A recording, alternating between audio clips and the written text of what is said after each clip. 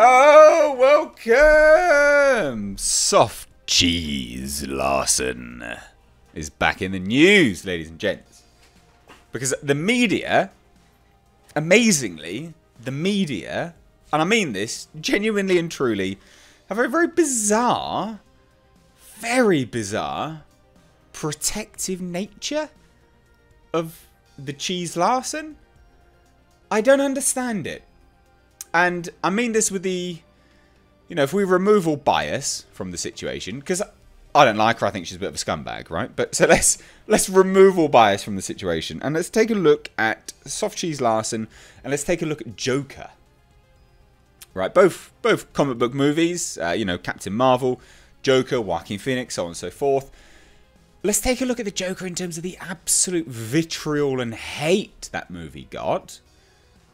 And the media just ran with it, right? They absolutely ran with it. There is nothing that anyone can really say that is defensive of that. Because, again, if you try, you're a moron. It's just all there for the world to see.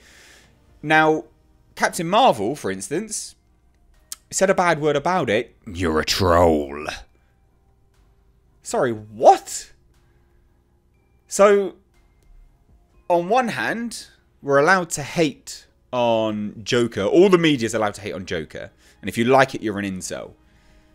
You can't say Captain Marvel looks boring, right? Because that was what people said for the most part. They said it looked boring. Because otherwise you're a troll and it's all about toxic masculinity. I am baffled. And it is. The media has a very strange protective nature of the Cheese Larson. Queen Brie. It's super bizarre. Now, let's take a look at this, because this is all to do with Variety, right? Recently, Variety spoke to Soft Cheese Larson about that section of fandom, and the good news is she wasn't even aware of it. Now, this part of the fandom that they're talking about is constructive critique. People going, I don't really want to go look at Captain Marvel. It looks boring because she looks wooden. She looks like she's got as much personality as a chip. A potato chip. So let's take a look at this article, right? Brie Larson's Captain Marvel was a home run at the box office. And a sequel is very much on the way. But is it? Because it's not been confirmed. She doesn't even know when it is.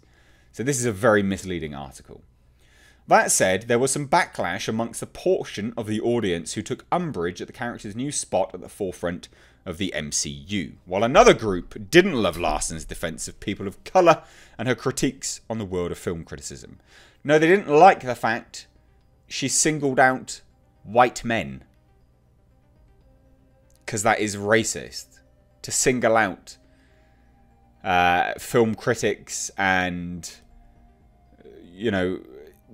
a section of the audience based on their colour of skin is racism. It's the literal definition. We're not going to let you be a film critic. We're not going to let you in because you're too white. Sorry, what? If I turn around and said, we can't let you in because you're too black, oh my god. The uproar would be insane. It would be insane. Now, all those together meant trolls took to things like Rotten Tomatoes to knock down the film. So, are all the critics that don't like Joker right now, are they trolls? Your logic doesn't stand up.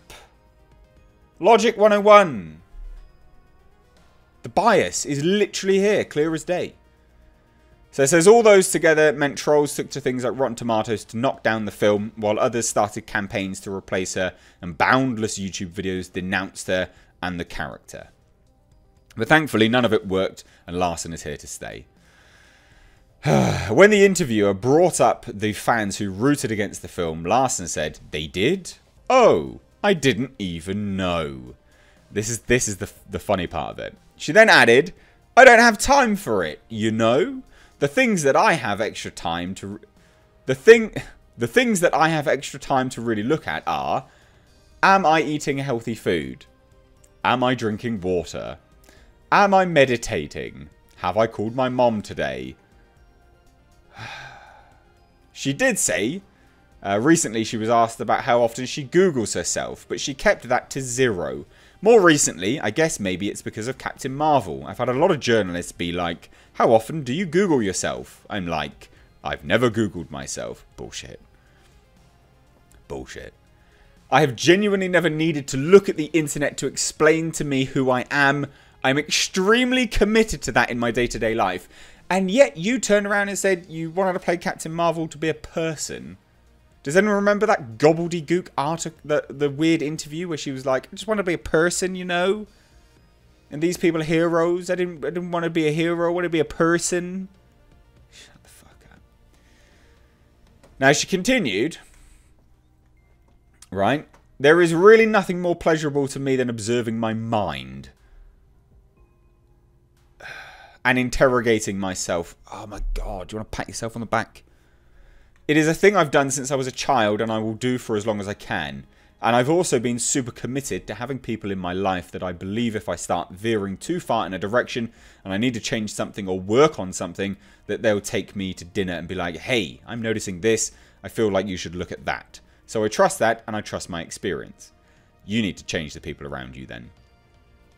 When you have a mission and things that you want to do, and my time and my energy is so limited, and it reminds me of South Park where they started smelling their own farts, doesn't it? The smugness. It just becomes so clear as to what I want to spend it on, and that's just not what's of interest to me. Now, like I say, this article is so flawed, again, and a sequel is very much on the way. Captain Marvel star Brie Larson doesn't know when she's doing a sequel. This is the same goddamn outlet. Comicbook.com. How is a sequel very much on the way when you don't even... They literally write another article saying they don't even know when the sequel is happening.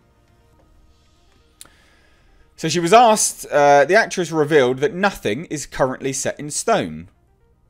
Larson was asked if she knows when she'll be filming the talked about Captain Marvel sequel, but the actress revealed that nothing is set in stone. A sequel is very much on the way. Nothing is currently set in stone. Fuck me. No, I don't really know what job I'm going to do next, which is very exciting. I don't even know what my life's going to be, and most of this year, you know, I had to do the press tour. But then, the last half of the year, I've just been focusing way more on just doing what I want to do that's completely outside of my job. I just feel like it's been this incubation time. Whether it's incubation because I'm developing projects, and also incubation myself, being like, okay, I'm going to be turning 30. I've been working a lot. I need to just like change it up and see what's there for me, see who I am now, and which ways that I want to grow. The making of a first film is in some ways a brainstorm on the future and on what can be. This is what Kevin Feige said in March.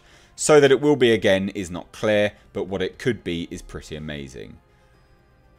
Anyway, this just screams of smug attitude. I thought I'd bring you this video because, you know, it cracks me up how we have Joker.